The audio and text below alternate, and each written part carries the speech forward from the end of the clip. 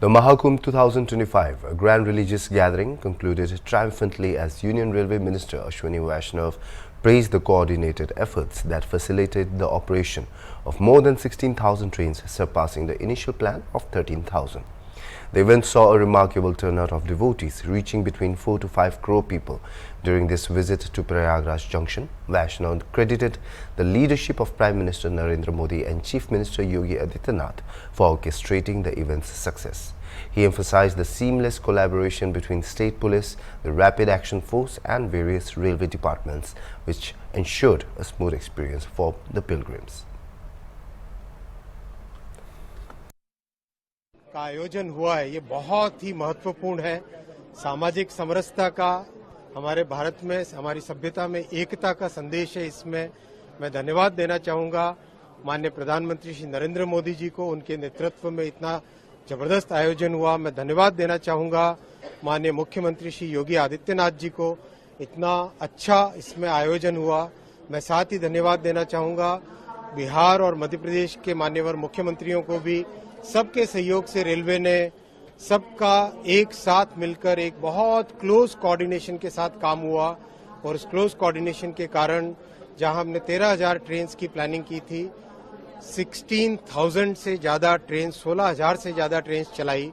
करीब 4.5 से 5 करोड़ के आसपास श्रद्धालुओं को लेके इसमें संगम में और महाकुंभ के दर्शन के लिए ला पाए।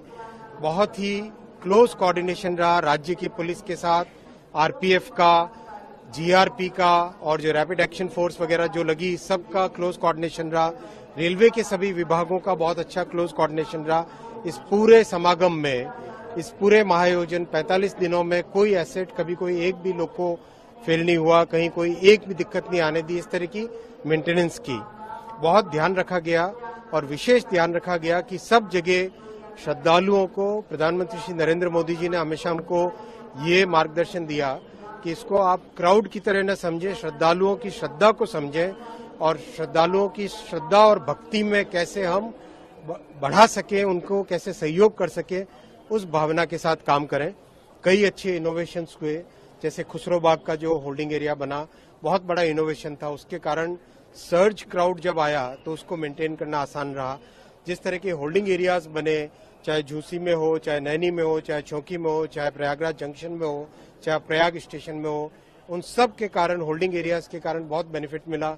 आपस में विभिन्न सरकारों का और रेलवे का जो कोऑर्डिनेशन रहा, उसका भी बहुत लाभ मिला।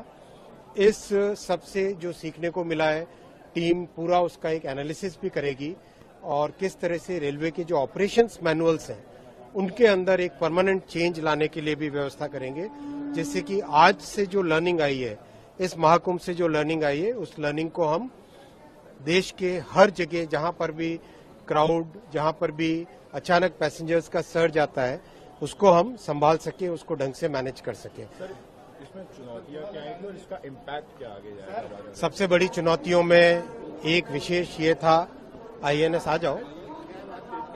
सबसे बड़ी चुनौतियों में एक सबसे बड़ी चुनौती ये थी कि किस तरह से जो श्रद्धालु रिटर्न जाने वाले हैं उनको इस तरह से कंट्रोल किया जाए, किस तरह से मैनेज किया जाए कि इस स्टेशन पे लाना है या किसी और स्टेशन पे ले जाना है, इस सब का विशेष ध्यान रखा गया और इसका बहुत लाभ हुआ। जैसे मैंने बताया आपको खुसरो बाग के होल्डिंग एरिया के बना देने से एक सिग्निफिकेंट इम्प्रूवमेंट आया। एफओबीज 12-12 मीटर के जो बनाए, उसका सिग्निफिकेंट इम्प्रूवमेंट आया। जो वॉर रूम बनाए गए हर स्टेशन पे, डिवीजन में, जोन में, रेलवे बोर्ड में, उस वॉर रूम से बहुत अच्छा क्लोज कोऑर्डिनेशन हो पाया। किसी भी फील्ड से जो भी इनपुट आता था, उस इनपुट के ऊपर तुरंत रेलवे बोर्ड से उसका अप्रूवल, कार्रवाई वो करना, उसका एक बहुत बेनिफिट मिला। तो इस तरह की जो चीजें लर्निंग्स आई है, उसका देश भर में लाभ होगा।